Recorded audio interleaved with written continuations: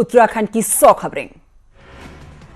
Team 11 के साथ CM योगी की बैठक। कामगारों को क्वारंटाइन करने पर हुई चर्चा। लाखों प्रवासी मजदूरों को रोजगार देने के लिए बनी कमेटी से ली गई रिपोर्ट।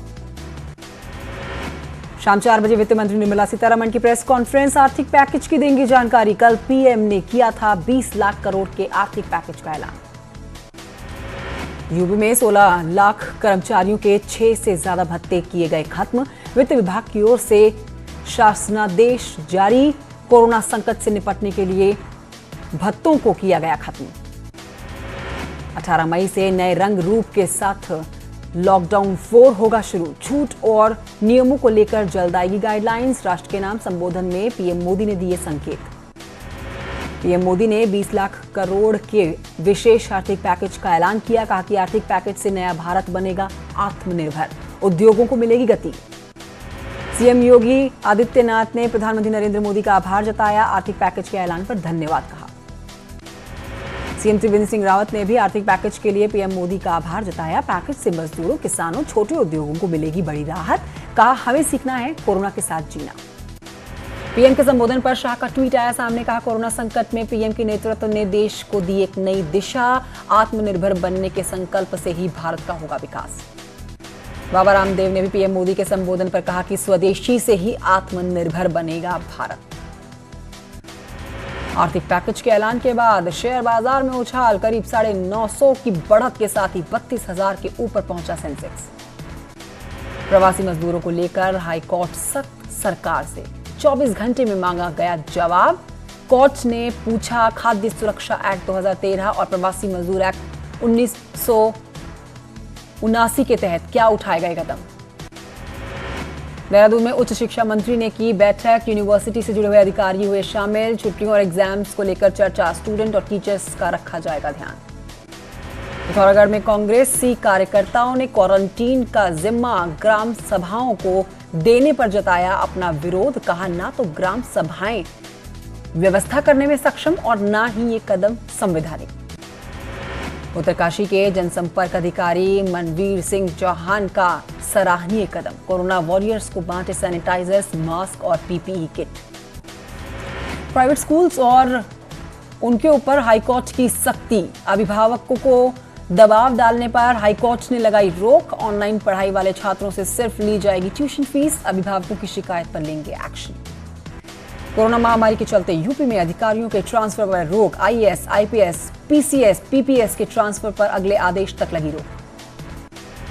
देहरादून के पर्यटन मंत्री की अजीबोगरीब सलाह। टूरिस्ट के लिए स्कूबा डाइविंग की तरह मास्क बनाने की सलाह दी। देश भर में कोविड-19 के कुल 74,281 मामले और पिछले 24 घंटे में कोरोना के 3,525 नए मामले आए सामने। 122 की हुई मौत। लखनऊ में कोरोना पॉजिटिव के कुल 14 नए केस आए सामने। केसरबाग सब्जी मंडी के सभी कोरोना संक्रमित लोग। राजधानी में कोरोना संक्रमितों की संख्या 276 पहुंची। कुल 64 active case. Agra central jail के 10 कैदी कोरोना पॉजिटिव मिलने से हड़कंप मच गया है। बाकी कैदियों की थर्मल स्क्रीनिंग में जुटा है जेल प्रशासन। अलीगढ़ में 2 दिन के अंदर ही 2 कोरोना पॉजिटिव की मौत से हड़कंप मचा है। डीएम ने इलाके में 100% लॉकडाउन घोषित किया।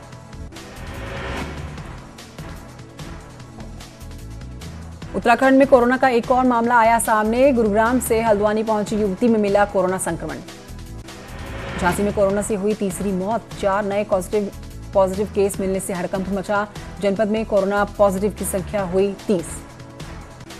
कौशाम्बी में मिला एक और कोरोना पॉजिटिव मरीज। कुछ दिन पहले मुंबई से लौटा था युवक।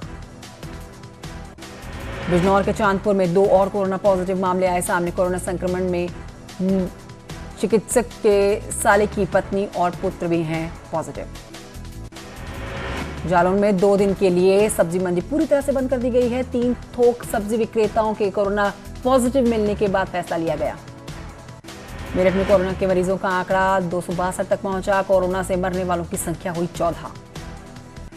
गाजियाबाद के एक और कोरोना संक्रमित मरीज की इलाज के दौरान मौत। मेरठ मेडिकल कॉलेज में भर्ती था मरीज। महोबा में स्टेट बैंक के कर्मचारी के कोरोना पॉजिटिव मिलने से प्रशासन में हड़कंप। पुलिस प्रशासनिक अधिकारियों ने इलाके को हॉटस्पॉट बनाने के दिए निर्देश। अमेठी में 1 दर्जन कोरोना पॉजिटिव मरीज मिलने से मचा हड़कंप, 3 इलाकों को सील किया गया। श्रीनगर में बदहाल स्वास्थ्य सेवा, 1 बेड पर 2 मरीजों का इलाज चल रहा है। उत्तराखंड में ट्रेन से प्रवासियों के आने का सिलसिला जारी, 1400 प्रवासियों को लेकर देर रात सूरत से हरिद्वार पहुंची स्पेशल ट्रेन। ट्रेन से अपने घर जाने के लिए कानपुर सेंट्रल स्टेशन पहुंचे हैं यात्री, ऑनलाइन कराई थी टिकट की बुकिंग।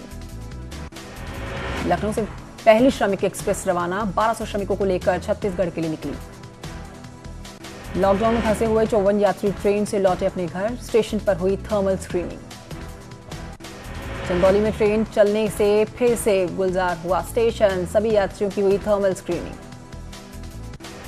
मुंबई में घर लौट रहे प्रवासी कामगारों ने बयां किया अपना दर्द, महाराष्ट्र में हो रहा था 2ym दर्जे का सलूक।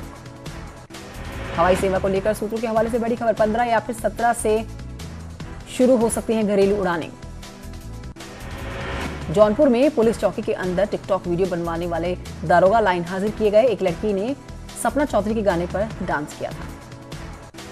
लखनऊ में नहर से निकाले गए 2 बच्चों के शव, नहाने के दौरान डूबे थे दोनों बच्चे, चिन्हित इलाके के खारजा नहर की घटना। संभल में उधार के पैसे मांगने पर लड़की को पीटा गया, लाइव पिटाई का वीडियो वायरल हुआ। कानपुर देहात में मामूली से विवाद में बुजुर्ग को जिंदा जलाने की कोशिश, युवक ने मिट्टी का तेल छिड़क आग लगाई। बहराइच में प्रवासी कामगारों ने खुदकुशी की है। पुलिस के अनुसार पैसे को लेकर परिवार में झगड़ा हुआ था, पत्नी ने झगड़े से इनकार किया। गाजियाबाद में आपस में भिड़े सफाई कर्मचारी, सोशल डिस्टेंसिंग की जमकर धज्जियां उड़ी। गोरखपुर में लॉकडाउन का सख्ती से हो रहा है पालन, लोगों की आवाजाही पर लगी रोक, हाईवे पर सुरक्षा के पुख्ता इंतजाम। गोरखपुर में 3 मंजिला मकान की रेलिंग से लटक कर एक युवक की खुदकुशी की कोशिश की तस्वीरें आई सामने, पुलिस ने समय रहते बचाई जान। कानपुर देहात में ट्रक और कानपुर में कांशीराम अस्पताल की स्टाफ नर्सों ने मनाया नर्सिंग दिवस। आपको यहां बताएं कि ईश्वर से लगाई भारत को कोरोना मुक्त करने की गुहार, और इस मौके पर नर्सिंग संघ की कानपुर मंडल सचिव ममता रानी समेत तमाम लोग रहे मौजूद। वृंदावन में गैराज में एक युवक का अधजला शव मिलने से सनसनी मची, मौके पर पहुंची पुलिस शव को पोस्टमार्टम के लिए भेजा। मथुरा के थाना गोवर्धन में अवैध संबंध और अभद्र व्यवहार के चलते बिल्डर की हत्या हुई है। आरोपी को पुलिस ने गिरफ्तार कर हत्या में पिस्टल भी बरामद कर ली है। गोरखपुर में मनरेगा श्रमिकों के लिए राहत भरी खबर, सरकार के आदेश के बाद मिल रहा है रोजगार। पीलीभीत के गांव में दिखी बाघ की चहलकदमी, इलाके में दहशत का माहौल। मिर्जापुर में यूपी बोर्ड की कॉपियों का मूल्यांकन का कार्य शुरू हो चुका है, लगभग 3 लाख कॉपियों का होगा मूल्यांकन। उन्नाव में सरकार के आदेश पर परीक्षकों के दोबारा से मूल्यांकन कार्य शुरू किए गए हैं। उप शिक्षा निदेशक ने केंद्रों का निरीक्षण कर सोशल डिस्टेंसिंग का पालन करने के निर्देश दिए। हरदोई में महिला की फोटो खींच युवक करता रहा शारीरिक शोषण, पीड़ित का आरोप, बहला फुसलाकर खींची अश्लील फोटो। बदायूं में कुएं में मिट्टी निकालने गए हुए 4 लोगों के ऊपर गिरी मिट्टी की ढांग, 4 लोग दबे, 3 लोगों का रेस्क्यू कर जिंदा निकाला गया। रामपुर में डीएम ने लिया लॉकडाउन के हालात का जायजा, बाइक से शहर का कर रहे हैं औचक निरीक्षण।